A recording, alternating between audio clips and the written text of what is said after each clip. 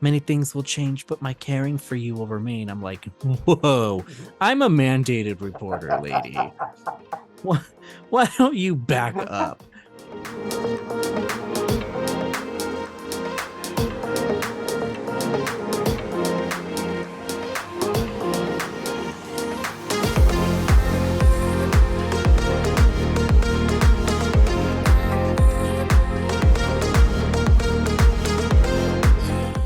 Hello and welcome to STAR GAYZ, where we aren't just force sensitive, we're also fear sensitive.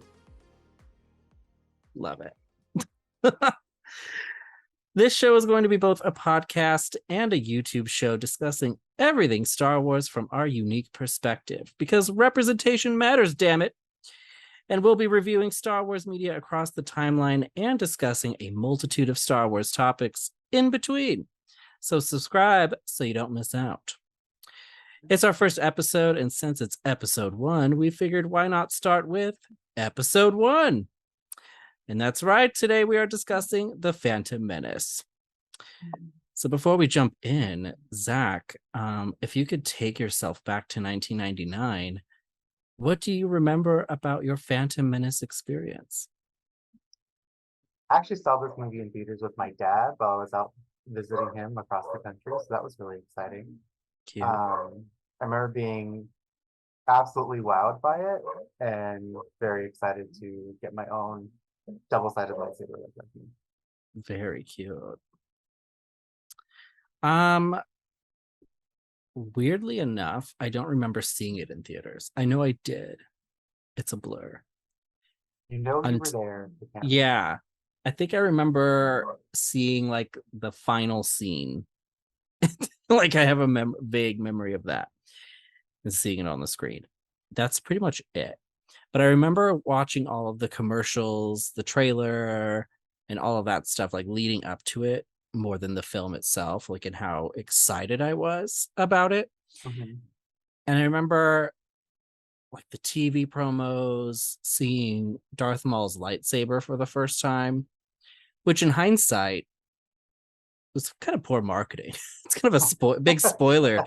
They put his double-bladed lightsaber all over everything, but it's kind of a reveal in the movie, and I never understood why they did that. Yeah, you're right. It is kind of a reveal. Yeah. But I was very excited. I thought that was so cool. And I'd already been binge watching the original trilogy like so much. I was just really excited. But yeah, I don't know. But you don't remember seeing the movie in theaters. Yeah, and it's so weird.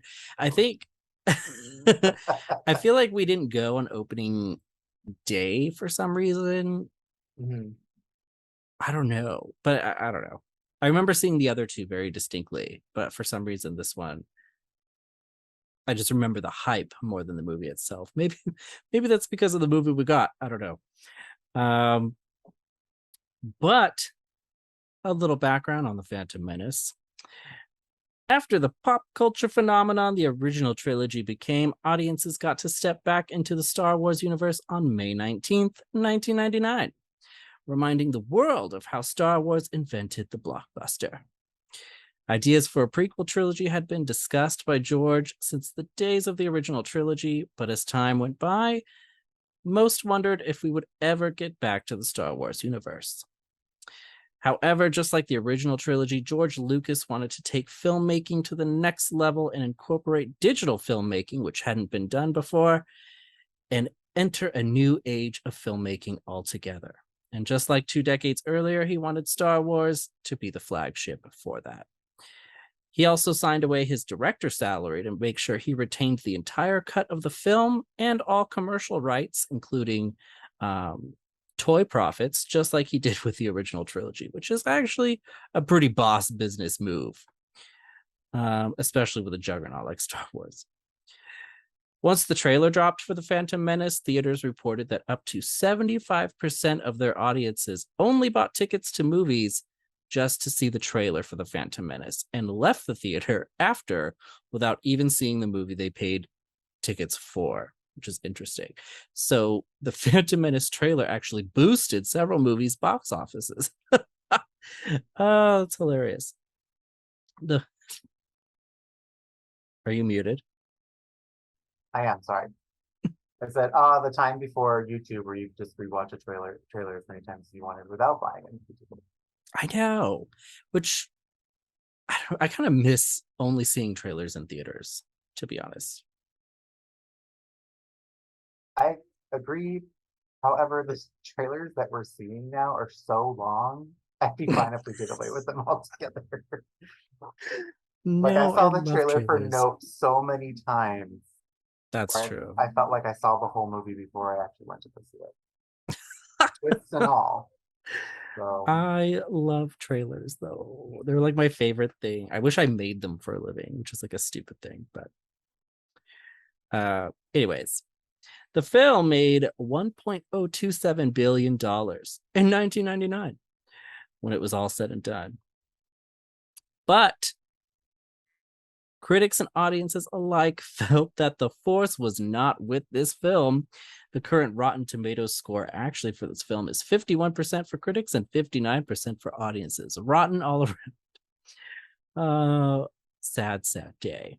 But as a Star Wars fan myself and someone who is gay, I love this movie for several reasons. One, it's Star Wars, so that checks that box. Lightsabers, spaceships, boom, boom.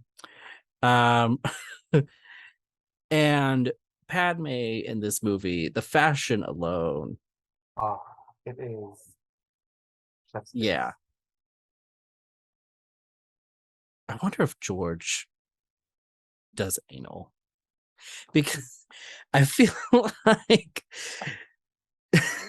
Go on.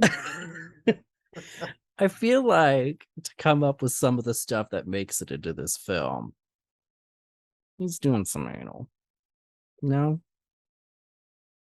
He's got to be on the up and up. literally, literally on it. Let's talk about this film, shall we?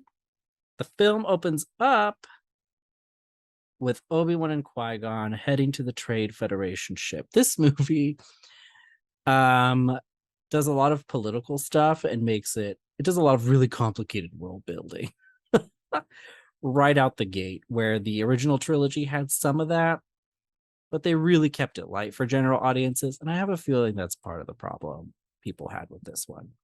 Because right out the gate, we're told that they're Jedi, but they're ambassadors. They're being sent on this mission.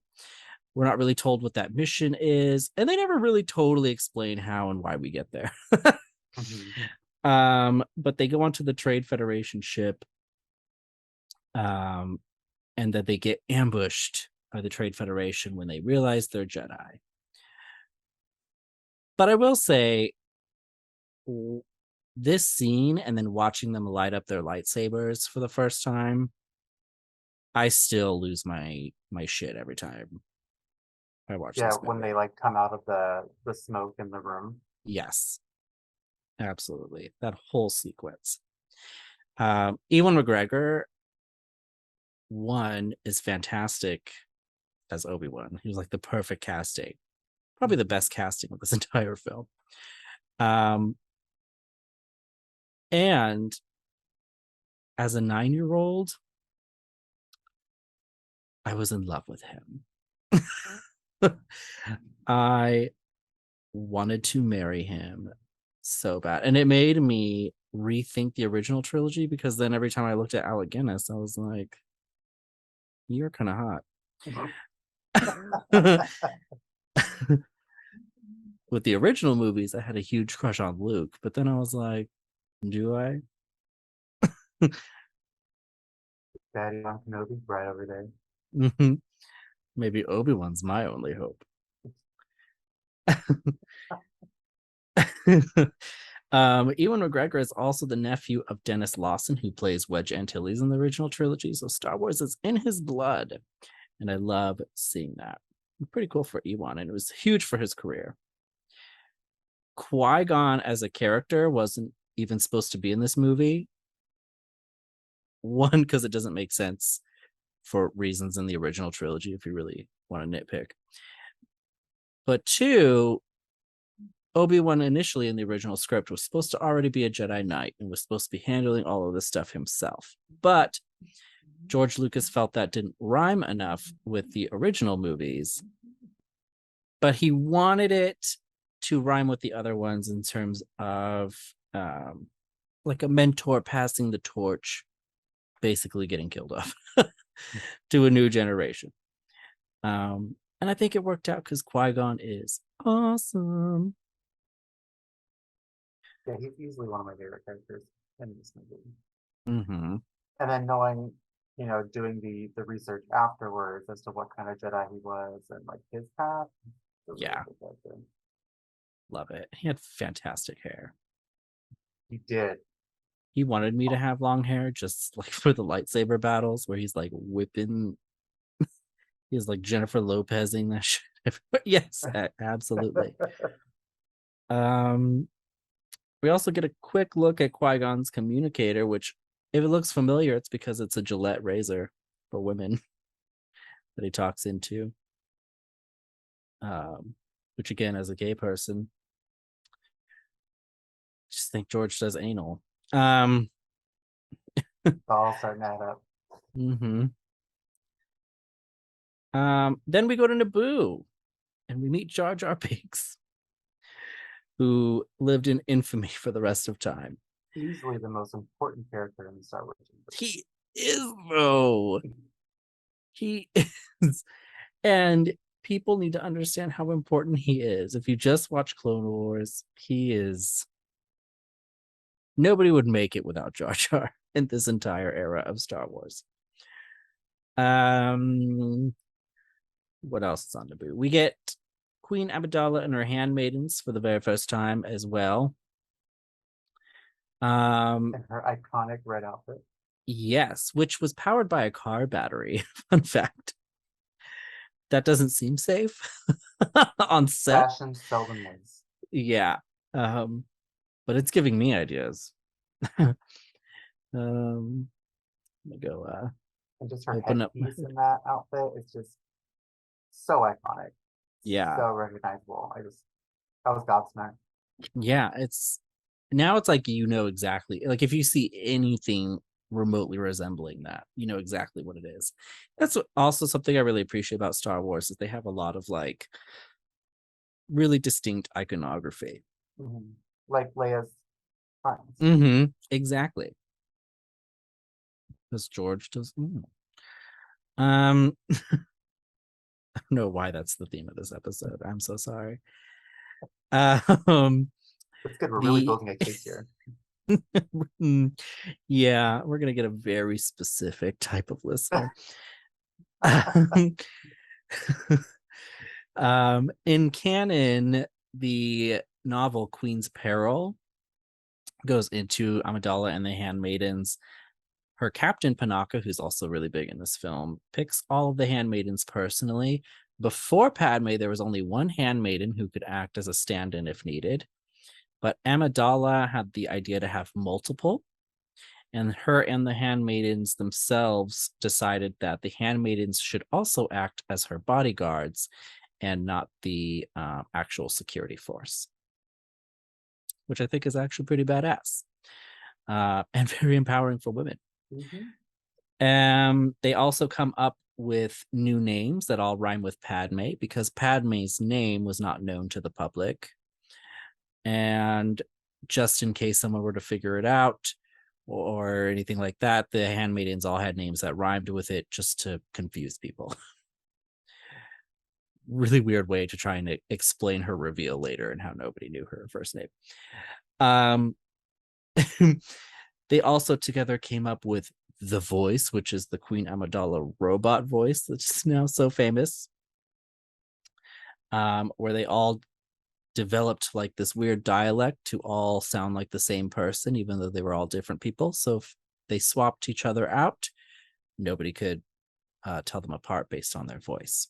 Which as an adult makes so much more sense than as a kid wondering why does she sound like that? No. Is she okay? It's the headpiece. Just like, get this off of me. In real life, Natalie Portman worked with a dialect coach to develop it.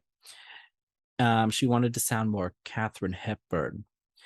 And when that wasn't enough, they just electronically like auto-tuned her voice, like T-Pain for some reason. When in doubt. But it didn't entirely backfire. I think some of it really works. Keira Knightley, who a lot of people don't even realize is in this film, plays Sabe, who is the one filling in for her most of the time. Really badass in the expanded universe, and she's an LGBT character. But on set, she looked so much like Natalie Portman that her mother would often get them mixed up. Just like in the movie, which is so cool. Any other thoughts on Naboo? Naboo was easily became my favorite place in the Star Wars universe from like that first shot of going into Thebes. Mm-hmm. It's just so classic and so beautiful with like the gardens and everything. I love Naboo. I would move there if I could. Yeah, it's like how is Palpatine from Naboo and then turn out the way he does? How negative do you have to be where you live on like the most beautiful planet in the entire Star Wars universe and you're like, I hate everything. We'll burn it. So the Jedi's rescue Queen Padme, blah blah blah blah blah. And we jet set off to Tatooine, who I personally don't think we spend enough time at in the Star Wars universe. Ever. Yeah. They should do a whole movie. Or Yeah, we should. I'd say we should do a whole show, but we have. Yeah, I want a trilogy and a work-in series just about Tatooine. I just want to really explore it. You never have enough desert. God, I hate this planet. That's where they meet little Anakin Skywalker, played by Jake Lloyd. I personally think he's more annoying than Jar Jar. Am I wrong there? No, not at all. And I feel bad because Jake Lloyd got so much flack for his character in the movie. He did. But it was very much like annoying kid, not prophecy child. Yeah. I prefer Jar Jar over Anakin. Yeah. I don't understand why he needed to be so young. I guess George's like perspective was that he needed to be young and impressionable, which is partly why he ends up where he does. But I don't necessarily think aging him up would have not worked a little bit.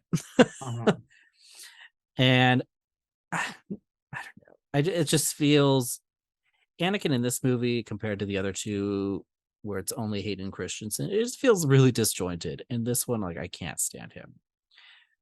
I know people talk about Hayden in Attack of the Clones and what Anakin's like there. I guess being annoying is just maybe part of his core character, but I just can't stand him in this movie. He really gets likable when he's burned to a crisp and gets the whole suit. Yeah. It's like golden years. Makes it very satisfying, actually. So Anakin saves them from a sandstorm. Fun fact, they were hit by a real sandstorm while filming. Deserts are fun. Just like in the first one. Yeah, exactly. Yes, that did happen in the original one as well. And it destroyed most of the set, but George Lucas felt like it was a good omen because it had also happened when they filmed the original Star Wars. I don't think production felt that way when they were in Tunisia rebuilding the set. It's Yeah, I really hope I have that same mindset when my house is destroyed. This is a good omen. We also get the famous pod race, which is space NASCAR. He's really going for all demographics in this movie. There's room in the Star Wars universe for everybody. I want to like the pod race, but it's just so long. It is, as I was watching it today, I was like, wow, this is a really long segment. Yeah, it's like it's the full race. Yeah. I don't need it. But the racing games that came out of it, like the one for the N64, yes, choice. Absolutely loved it. I love that game. I still play that game. I have it on my Switch. Ooh, Yeah, and it's amazing. The audience, the announcer is Greg Proops, which is pretty cool. Whose line is it anyway? Um, but the audience themselves, the audio is a 49ers game, which is a fun little tidbit. That's how they got all that. why it So sounds so authentic. yeah, none of the extras are accounted for. They're just there. Anakin races, he wins, of course. It'd be how funny would it be though if he just like lost? And they were stuck on Tat. Directed by George Lucas. Um, Darth Maul is also tracking him. It's where we get our first good look at Darth Maul, played by Ray Park, dubbed by somebody else. I can't remember his name right now. Which is Why did pretty they do sad. that? I don't know. They just didn't like how Ray Park sounds. It happens to him a lot in his movies that he's in, I guess. So I don't know. And he apparently had a lot more lines, and none of it really made it into the film. So even the guy who dubbed him did a lot of like recording for Darth Maul, and none of it really made it into the movie. You know, for such an iconic character who really doesn't have that much screen time in this movie, I think it's like total like 8.5 minutes Mm-hmm. with like the lightsaber fight, stuff on Tatooine, and has like 3 lines. Yeah, and he doesn't even show up till halfway through, Yeah. which is crazy. Some of his other audio is in the promo for episode 1, which is weird. And he had like this huge monologue about fear, which is pretty cool. I actually really liked it. I think I still have it memorized. I'm not going to do it, but I have it memorized. And they also use that monologue in the Duel of the Fates music video, which is pretty cool. But none of it's in the movie. I don't know why.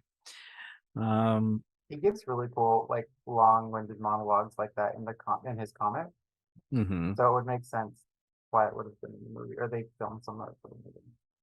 This, I'm going to talk more about this later, but I feel like Darth Maul is really wasted in this film, and they really regret it after.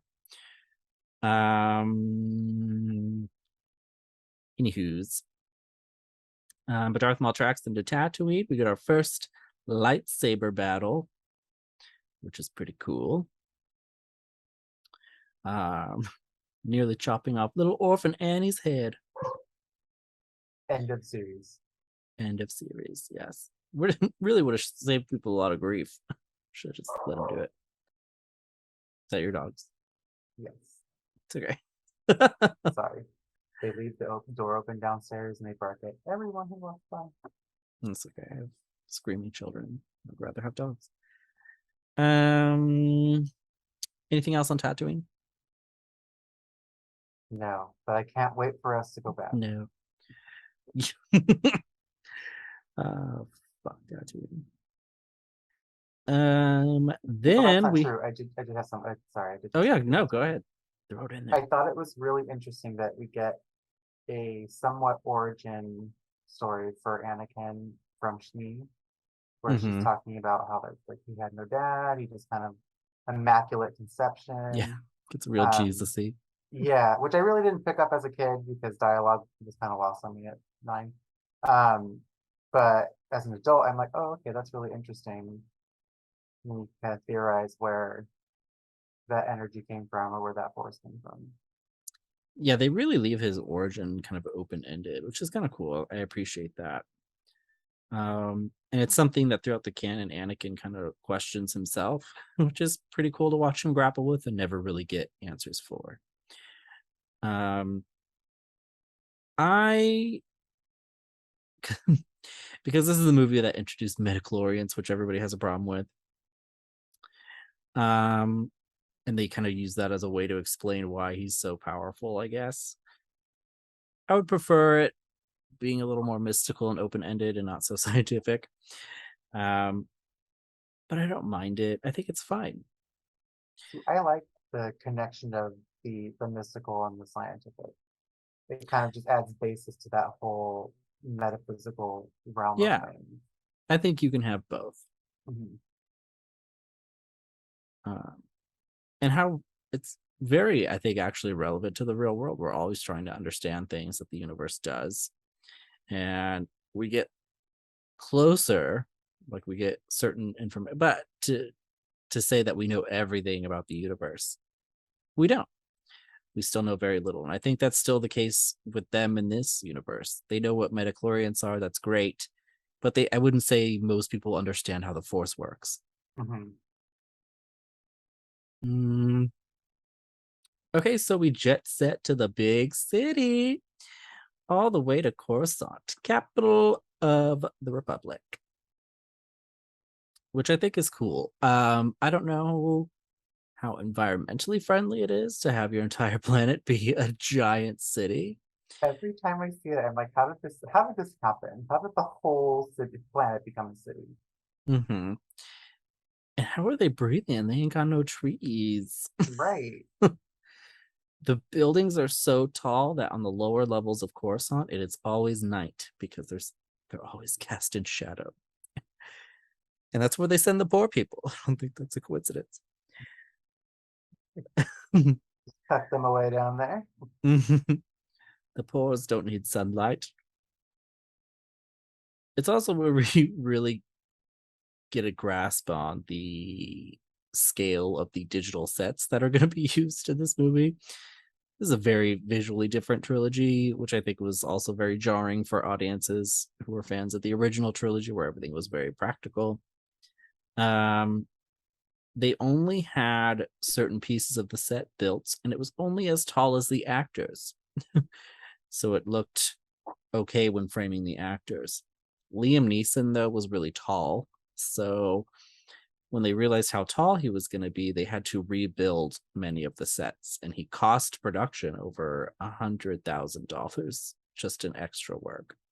Way to go, Liam. Can't you just fucking squat? Give him a little chair, a floating chair like Yoda. Mhm. Like in Target.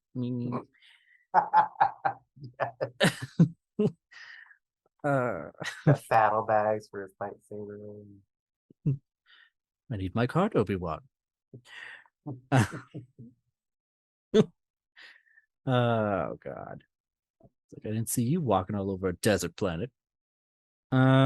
So we also get our first look at the Jedi Council. It's pretty cool to see the Jedi when they're not all dead. Lots of interesting faces here. But we also get the iconic Mace Windu, played by Samuel L. Jackson. I hate him in these movies. I don't hate Samuel L. Tell us Jackson. more. I love Samuel. Sammy's good, I'm real tight with Sammy. But Mace Windu is super annoying throughout this entire era of Star Wars. He's a big part of the problem, and I'm not upset to see him go when he eventually does. Boy, does he go. Yes. I know a lot of people want him to be brought back Darth Maul style. I don't want that. I would love to see Please Samuel L. no. Jackson again. Yeah, he's great. Again, Samuel L. Jackson, Mace Windu, different things. Love Samuel L. Jackson, hate Mace Windu. There's a rumor he was initially supposed to be played by Tupac. Yes, Tupac really, really wanted to be a part of the Yes, role. And then Mace he Windu wasn't begged. even written as a person of color. No, he was an alien. Mhm. He was an alien. So then I'm like, if they cast Tupac, they wouldn't let him look like Tupac. Oh God. Yeah. It really makes me wonder what that would have been like, but it's okay. Tupac unfortunately was killed. Ended that whole conversation anyway. I have a feeling Samuel L. Jackson. I don't know. Where am I from? Oh God. I'm amidaling myself. Um anyways. I'm wondering if he kind of made it a stipulation he had to be on camera as a person. He was very demanding with his role as Mace Windu. Um, He's kind of a diva that way, but he got I what he love that for wanted. him. Love that. Oh, VH1 divas. We also get the Senate scene, which is, as a Star Wars fan, I love it because I understand everything that's going into it. As a general audience member, this is probably the most boring part of the film. I feel like these set of scenes on Coruscant really made the galaxy so much bigger than I think what a lot of us thought it originally was in the Star Yeah. Wars universe. Because you see aliens of all shapes and sizes, you see ETs, right? Yeah, E.T. Yeah. Um, I thought this is probably one of my favorite. I mean, Naboo is my favorite, but this is my favorite set of scenes because it really expands the galaxy for you. Yeah. As a diehard Star Wars fan, I appreciate this. A lot of people hated this though because of all the talking. So from a pacing point of view, I can understand that because it does this really stops the film dead in its tracks for a hot minute. And Padme agrees because she's like, "Let's get the hell out of here. I'd rather go back and die on my planet." God, this is so boring. Yes. Of course, after being manipulated, oh Padme, into getting Palpatine elected the new Supreme Chancellor. Very, very American over there. And she then, after causing a huge mess she doesn't know she's created, runs back to her planet because, just like in real life, the government won't do anything to help you. So, if Padme was a real senator or politician that exists in our government, who would she be to you?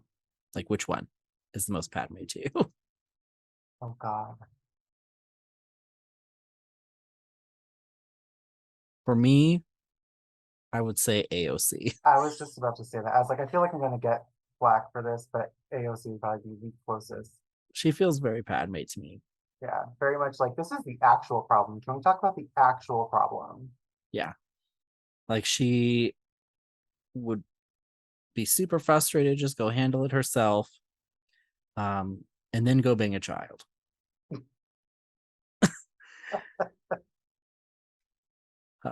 The resemblance is uncanny.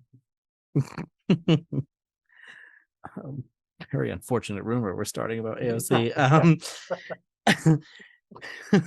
She's not gonna subscribe. But Padme's got some issues. That's all I'm saying. So when we get back to Naboo, we get a better look at the scenery on Naboo, which I actually appreciate in this film. I really like getting back to this imagery as opposed to Tatooine. But you love that. No, I live on Tatooine. I don't need to look at it.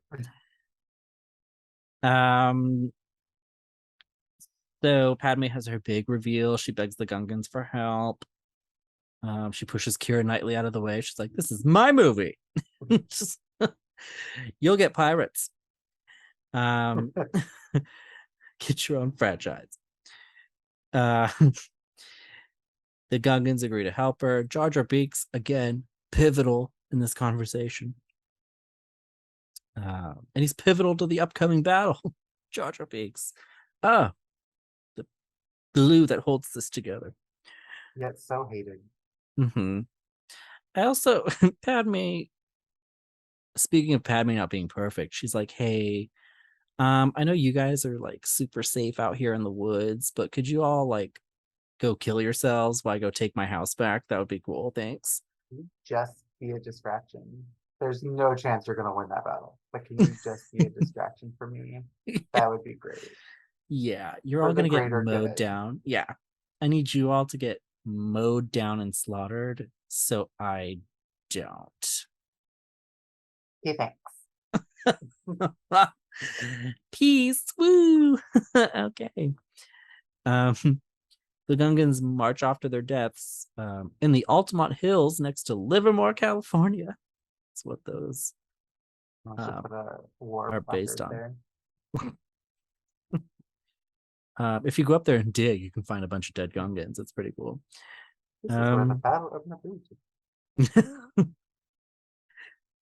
Imagine if this was Naboo. Like, wow, we really messed this place up. It's not going well. And then we also get the big palace battle and the space battle.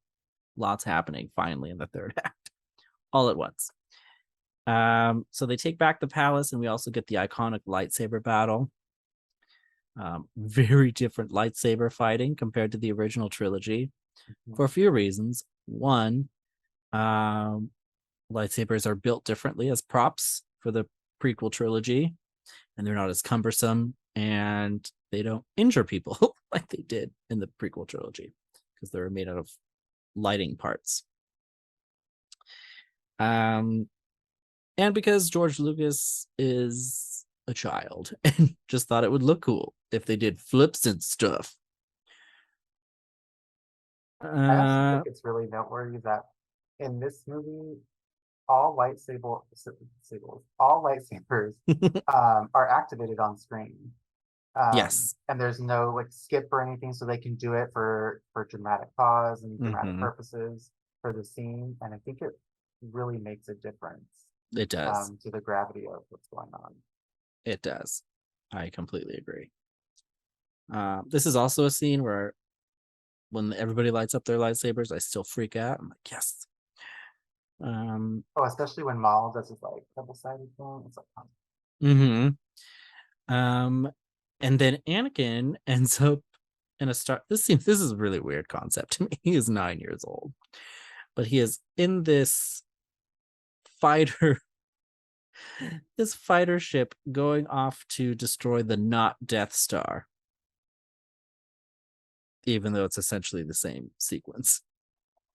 And evidently piloting a Naboo fighter is the same as piloting a what's it called? A pod racer. A pod racer, thank you. A podcast. Yeah. A podcast. Anakin is the best podcaster in the galaxy. I would listen. I wouldn't. He's annoying as hell. The lightsaber battle is awesome for several reasons. We got our first like major look at Darth Maul. It's really the best look we get at him the entire movie. He has the most to do. Finally, he's doing something.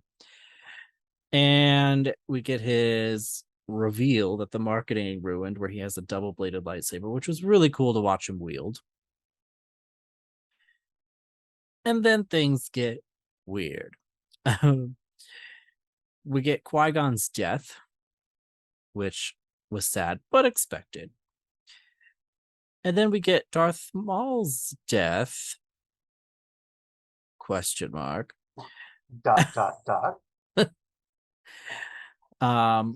Really brutally, actually, for a Jedi. Obi-Wan just slices him in half.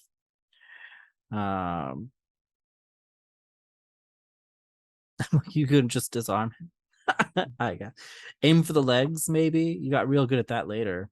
Good thing we didn't want to question him or find out where he comes from. Oh god. Anakin somehow survives blowing up the Trade Federation ship, which then saves a portion of the Gungans. They really don't get they don't really come out on top. The ones that were not absolutely destroyed by the battle droids. Exactly. And somehow the entire like Nubian flight force can't seem to do what this 9-year-old child yet got to do. I feel like they should maybe redo their academy or something. Yeah. Oh geez, I'd be embarrassed. Like, oh yikes.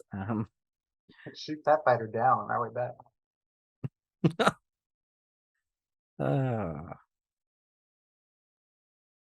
remember watching Qui-Gon's funeral and one being like, oh my god, he didn't vanish. That sucks. Like Obi-Wan had this like mystical fun death, and then Qui-Gon's like stabby stab, and then you get to be roasted alive. But I don't know. I mean, I've never personally attended a funeral pyre. I know they do happen in real life. However, generally speaking, when the body is on fire, they send it away. And there are reasons for that. Because I feel like that can't be a pleasant experience to just stand there and watch him burn. Well, they all look like they're having a wild party burning, so What and even by Jedi standards, like in the temple, they have a chamber they burn them doesn't it like lower them? in. Like once they start, yeah. The book, Queen's Peril, talks about, I think Padme offered to do the funeral there because she wanted to honor him for everything that he did for her and the planet and all that stuff. And the council agreed and went to go meet them there.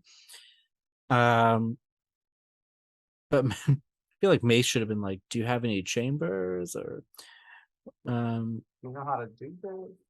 we're just gonna burn him in your gazebo. It seems weird. And they all just stand there and watch, and I'm like, can we pan the camera over a little bit, because his face has got to be like searing up. Skin just like falling off. Yeah, And like it has to be atrocious, just an all-around unpleasant experience. But they're all like, wow. Like, these look so great. yeah. And in the book it mentions that Anakin and Obi-Wan stayed there until he was completely ashes. And I was like, did you need to? Right. Like, whoa. Scarring is Yeah, especially the for a word that comes to 9-year-old. mind. Yeah. He's like, you're gonna be a Jedi. And he's like holding his hair, like, watch him. This is your first trial. This will be you.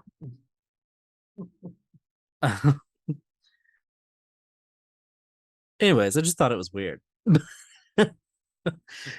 Weird way to go out. And then they have a parade. Yay. I do like the parade scene. It's The really parade fun. is cool. The I like music the is actually song. uplifting. Yeah, I I'm like all it. for a parade. I love a good Padme's parade. look is fantastic. Yes. Ugh.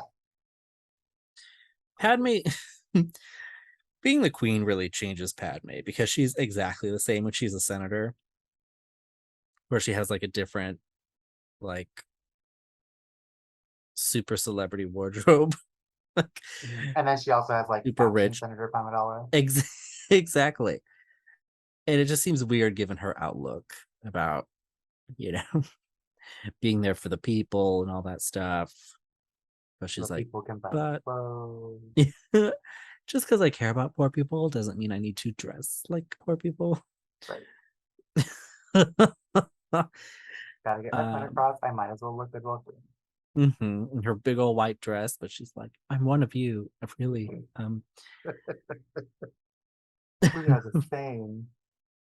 Kinda. um, anyways, that's the cliff notes of the Phantom Menace. I could go on and on about all the canon details, but there's other episodes where we can dive into the details. That's the gist of the Phantom Menace. Overall, what do you think worked and didn't work for this film? You know, it's hard to say because I didn't have that many criticisms of the Phantom Menace, except for maybe like Anakin as a character as a kid. So I guess I could say that didn't work. Mm-hmm. I wasn't buying that this was going to be Darth Vader one day, or he's about to go through some really rough shit. Um, but I really liked this movie, and maybe it's because it's the first one I got to see in theaters, so Yeah.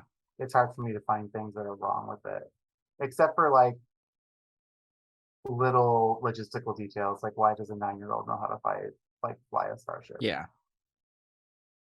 Things like that. But those are also just kind of like Star Wars things. You just look the other way because it makes sense. Yeah. For me, I loved this movie as a kid. Like, it didn't stop me from watching it a million times. I had all the merch. I had the fighting banks where you Did you connect them. get those blow up chairs from Toys R Us? No, but I've seen them. Okay, I had the Queen Amidala one. That was lit. I loved that Uh, chair. that's amazing. You've gone too far this time. Me just sitting there Yeah. cosplaying Amidala. Oh god. Yeah, I loved this movie. It had all the stuff. I will say though, because then I would watch it, and then I would watch the original trilogy right after it, and I'd be like, whoa, these do not go together. What happened? Yeah, it just connecting wise, and even Revenge of the Sith, I still had this problem where I was like, this does not feel seamless to me. So it was just hard grappling that it was really the same story, and I wasn't just justifying it somehow in my head. Mhm. Um, I also have this thing with George Lucas where I feel like he's really great with ideas, and he's really great with technology, and he's definitely an artist in a lot of ways. Mhm. Writer and director, Maybe not so much. he directed the original Star Wars, and we'll eventually review it, but I have problems with that one too. A lot of people, it's almost sacrilegious to say because it's the first one. Mhm. But if you objectively look at it, there's a lot of problems with that one too. And the reason why Empire, for example, did so well is because somebody else directed it. And a bunch of other people were taking the script and going, this probably wouldn't work. And this dialogue is a little weird. This And doesn't make a lot of sense. right. And the original trilogy is a haphazardness in of itself for a lot of different reasons. But the reason it did so well is because other people were there to tell him no and push him a little bit into other directions and make it rein him in a little bit. But for the prequel trilogy, he's George Lucas. So now he's surrounded himself with people who don't tell him anything, Hmm. including his ex-wife. So his wife at the time of the original trilogy also was always in his ear telling him things that didn't work, and was a big part of why the original films worked so well. Well, then he got rid of her. So now he's just doing whatever the hell he wants, unchained. And I feel like this does dip a little bit compared to the levels that some of the original films have. And like I mentioned before, like the pacing, some of the stuff that's maybe a little more boring for the general audiences. From a business perspective, I think there's a lot of issues with this movie. Mhm. Um, but as a Star Wars fan, I think it's great. And it gives us a lot of stuff that now, especially now that the nostalgia is set in, it's a bunch of stuff I love. And I love looking back on it. And, we now live in a world where we have a Qui-Gon Jinn, and Liam Neeson is stepping back into the role. And I love that. And we have Ewan McGregor as Obi-Wan, and I love that. Um, there's just a lot of nostalgic stuff to look back on it that I appreciate. Mhm. I also love the all other characters that have their own stories that have come out since Phantom Menace that have just added to the canon and just made the whole story so much richer. I agree. Like the books for Queen Amidala, all of those things I feel really enrich the story. Mm-hmm. And as a fan, it gives you so much media to delve into and continue to learn about,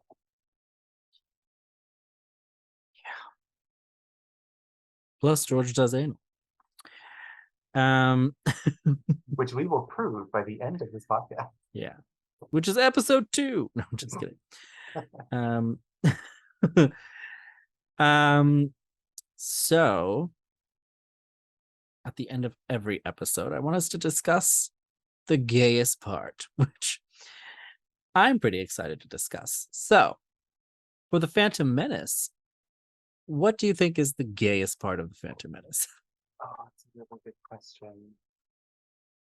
I know. What is the gayest part of the Phantom Menace? I don't know. For me, Like, it's Padme. okay, I could say like just the absolute drag of her fashion. Yeah, she's a drag queen. It's so good. That's exactly what she is. She's a drag queen. I love that. She's right up there with RuPaul. Dun dun dun dun dun, dun.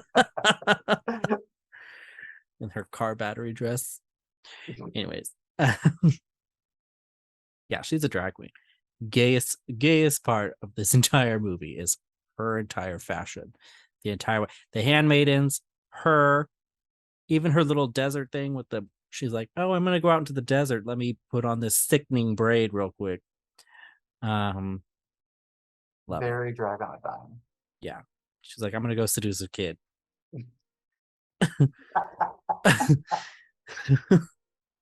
Weird. Their whole scene on the ship where she's like, many things will change, but my caring for you will remain. I'm like, whoa, I'm a mandated reporter, lady. Why don't you back up? Back away from the child. I get it. You're lonely. You're queen.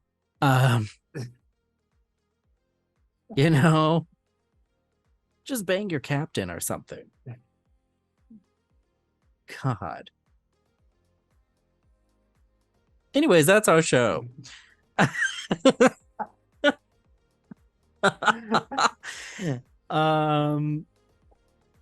I love this.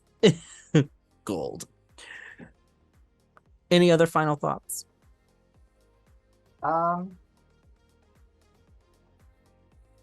really like this movie. And I feel like a lot of people don't really like this movie, but it's up there for me. It's cute. Also, I think it's really cool to see the steps in which Palpatine takes to obtain power.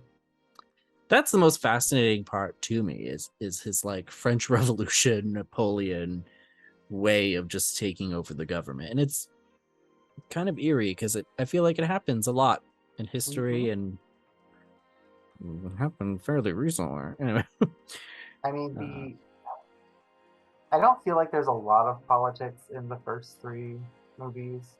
Like there's obviously rebellion and evil empire and that kind of stuff, but I feel like the prequel trilogies really lean into the politics of that galaxy and how everything became as it is.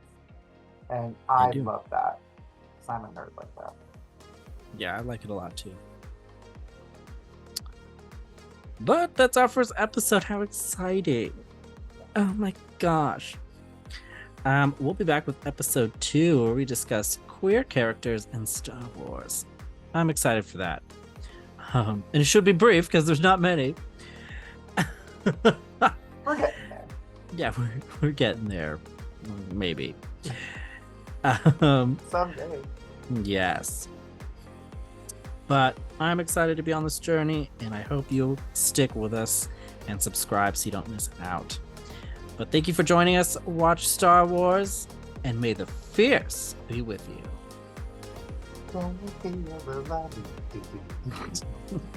Let the music play. And if you can't love yourself, how the hell are you gonna love anybody else?